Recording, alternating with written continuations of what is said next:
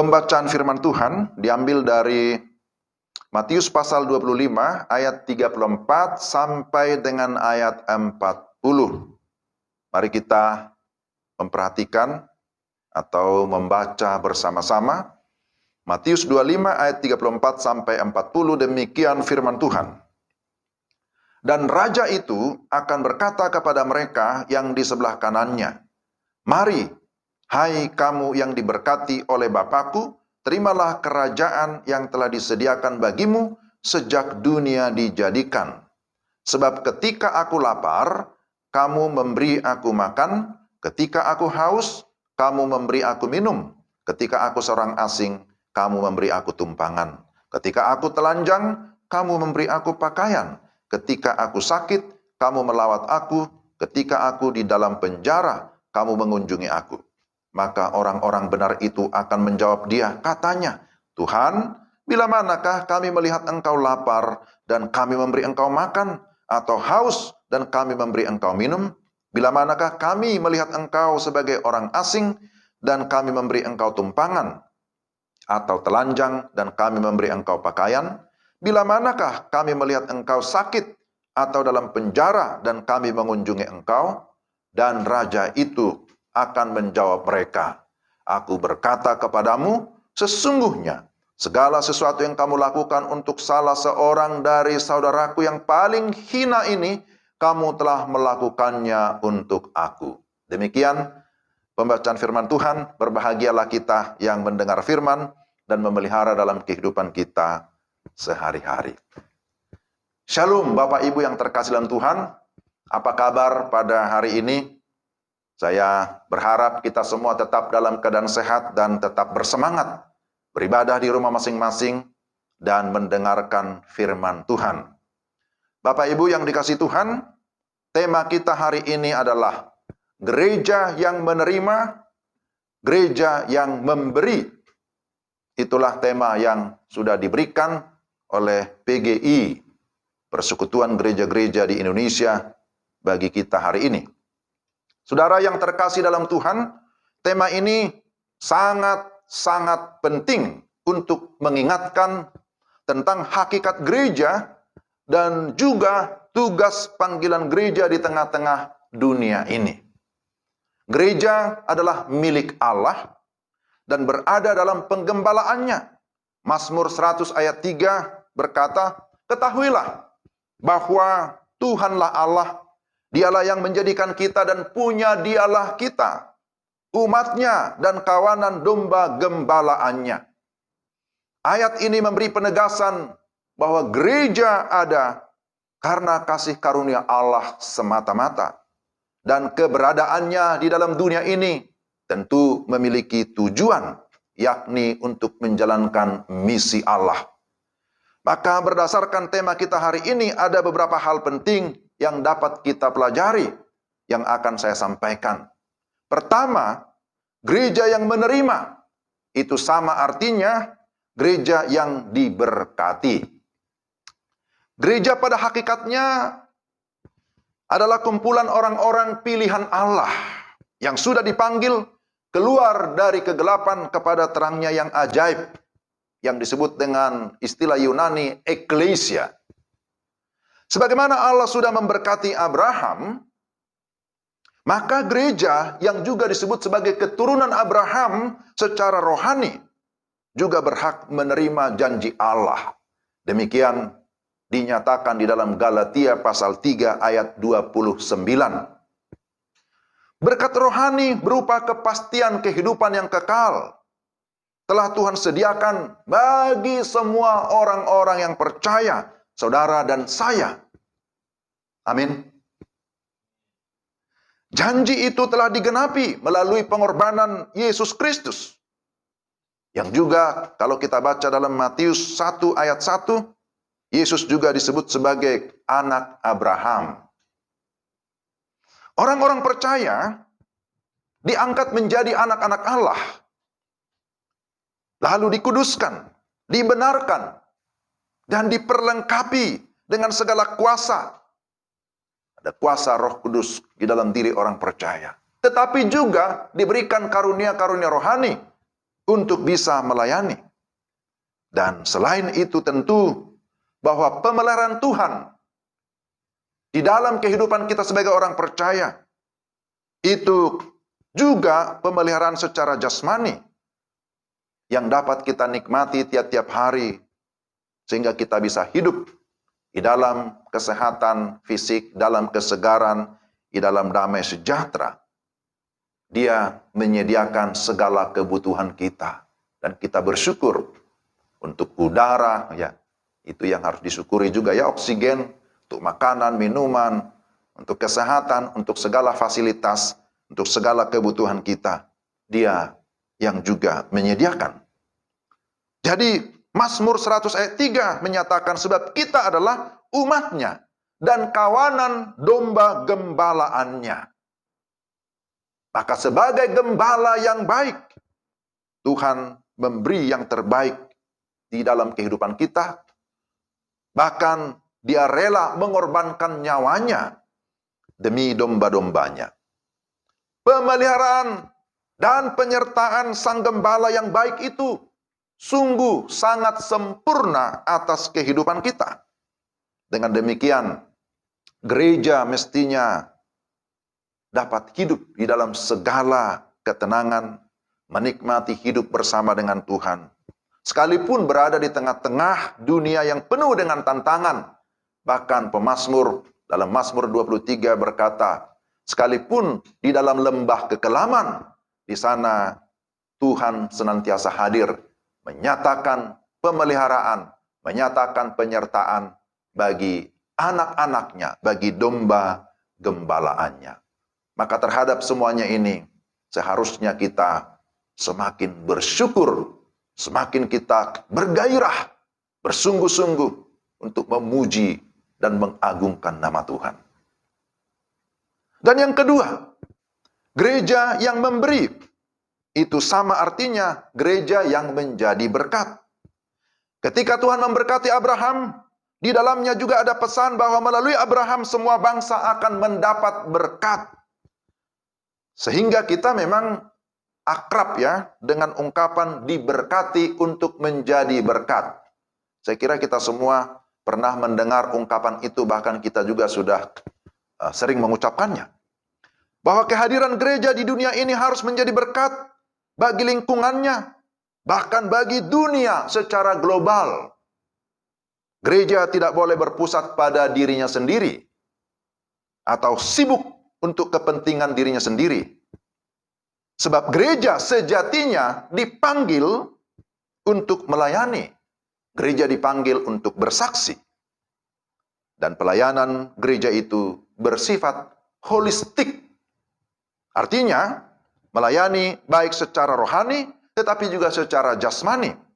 Ataupun yang sering disebut sebagai pelayanan yang bersifat sosial. Jadi itu namanya pelayanan holistik, jasmani dan rohani. Jika kita memperhatikan Injil Matius 25 yang tadi sudah kita bacakan, maka di sana Yesus memberikan penegasan bahwa pelayanan sosial itu sangat penting sebagai perwujudan iman dan kasih kita sebagai orang-orang percaya, sebagai orang-orang yang sudah meyakini bahwa kita adalah anggota kerajaan Allah.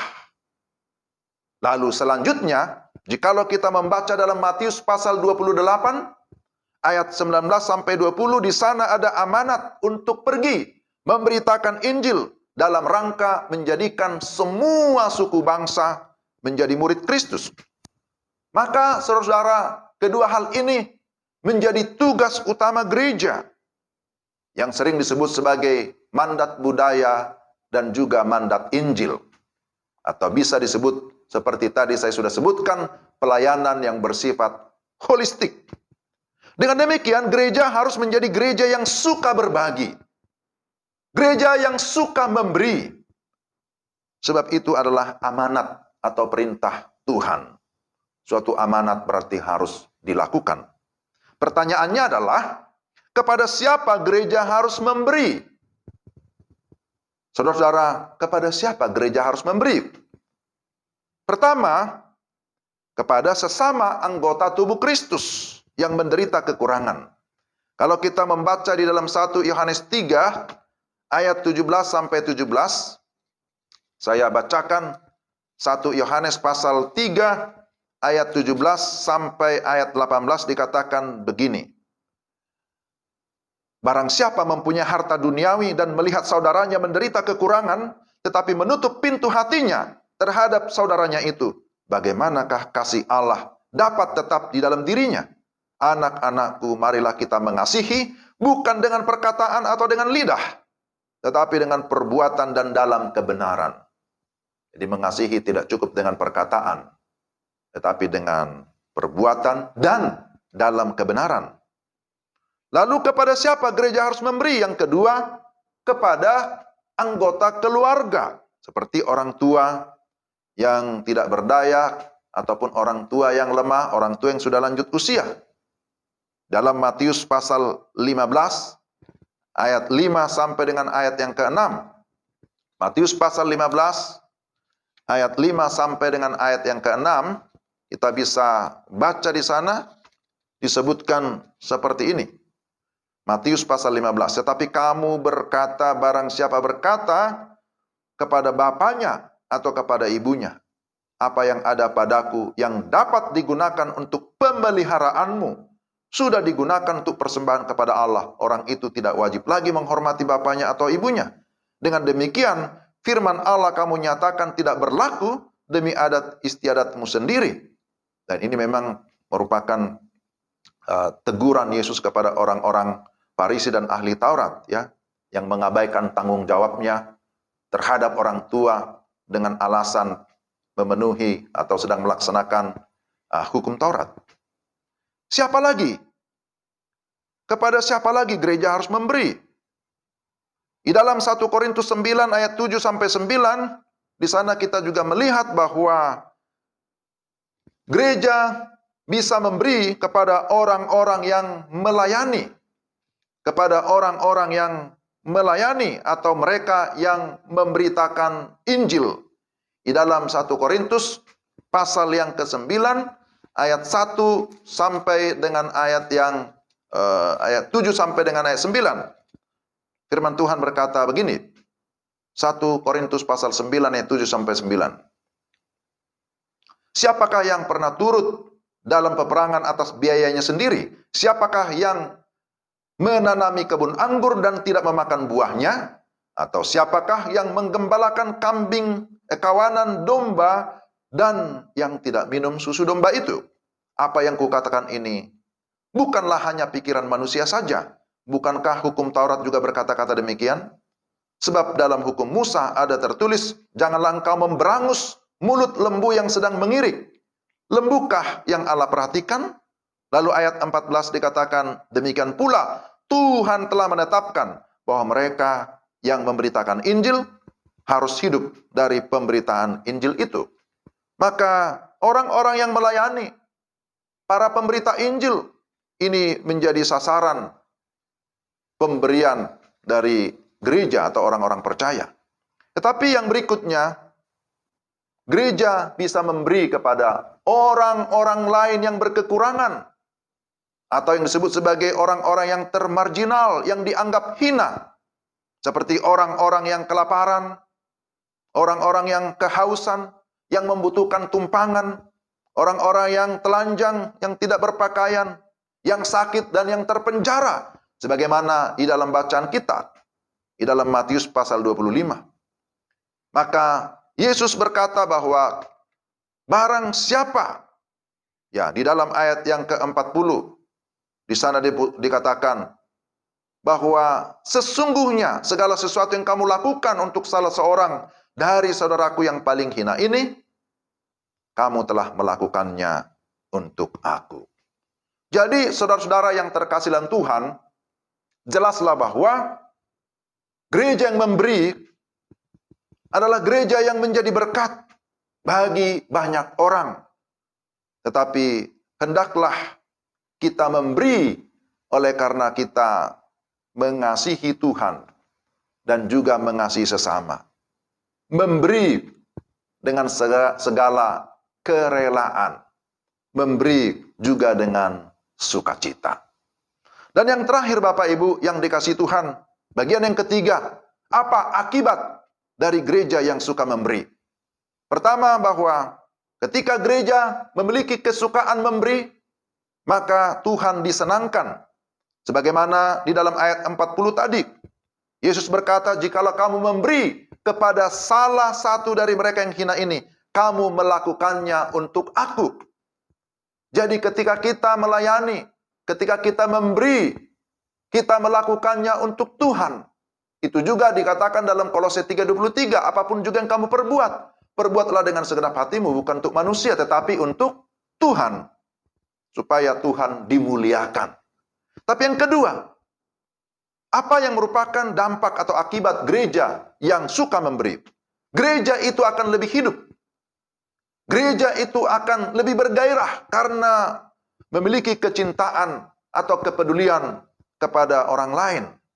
Gereja yang suka berbagi atau suka memberi menunjukkan bahwa gereja itu hidup dan menjadi gereja yang misioner. Ada ilustrasi yang sering kita dengarkan ya. Apa perbedaan antara laut atau Danau Galilea dengan Laut Mati? Di Laut Mati tidak ada kehidupan karena hanya menerima saja, hanya menampung, tidak pernah menyalurkan. Sedangkan Danau Galilea, di dalam Danau Galilea ada kehidupan karena airnya mengalir ke Sungai Yordan. Juga kita bisa ingat prinsip roti dan benih yang tertulis dalam 2 Korintus pasal 9 ayat 10. Bahwa Tuhan menyediakan roti untuk dimakan. Tetapi juga selain roti untuk dimakan, Tuhan menyediakan benih untuk kita tabur. Jadi ada roti untuk dimakan, ada benih untuk ditabur. Jadi jangan dua-duanya dimakan, sehingga tidak ada yang ditabur gitu ya. Kalau roti dimakan, benih juga dimakan, nanti tidak ada yang bisa disalurkan dan tentu itu tidak sesuai dengan apa yang Tuhan mau. Semakin sering menabur, pasti Tuhan akan melipat gandakan, sehingga semakin berlimpah dan tidak akan kekurangan. Amin, Bapak Ibu. Jadi, percayalah, kalau kita suka memberi, maka tidak akan berkekurangan, karena Tuhan akan memberikan perhatian. Itu juga satu prinsip yang pernah diterapkan oleh seorang pendeta John Wesley, seorang pendeta metodis di Inggris. Dia memiliki kesukaan untuk memberi. Jadi, semakin dia banyak memberi, semakin Tuhan limpahkan berkatnya, sehingga dia hidup di dalam segala kecukupan, bahkan kelimpahan, dan semakin banyak yang bisa dibagikan kepada orang-orang miskin, kepada orang-orang yang susah. Jadi gereja suka memberi, pasti akan semakin diberkati. Saya yakin itu. Kita juga bisa melihat contoh-contoh di dalam Alkitab. Bagaimana mereka yang sudah diberkati Tuhan, mereka memberi. Bahkan mereka yang berada dalam kekurangan pun, ketika mereka memberi, maka Tuhan melihat itu dan mencukupkan apa yang diperlukan. Sekalipun mereka di dalam kekurangan, tapi mau berbagi. Ingat kisah seorang janda di Sarfat. Juga ada kisah seorang janda yang miskin di dalam perjanjian baru yang memberi 2 peser untuk persembahan. Itu dalam Lukas pasal 21. Dan Tuhan melihat itu sebagai sesuatu yang sangat mulia. Juga kita melihat contoh jemaat Filipi. Mereka hidup di dalam kekurangan, artinya bukan karena mereka memiliki kekayaan yang berlimpah, tetapi mereka memiliki kesukaan untuk memberi secara konsisten bagi pekerjaan Tuhan untuk misi pelayanan. Dan itu sangat-sangat luar biasa, memberkati baik Paulus maupun pelayanan yang dikerjakan oleh Rasul Paulus. Dan ketiga, akibat gereja yang suka memberi, maka kita tahu bahwa orang yang memberi, ya, itu akan sangat bersukacita. Orang yang menerima dikatakan pasti bersukacita. Tetapi dalam kisah 20 ya, kisah pasal 20 ayat 35, di sana disebutkan bahwa lebih berbahagia memberi daripada menerima. Lebih berbahagia memberi daripada menerima. Apa yang mendorong gereja memberi?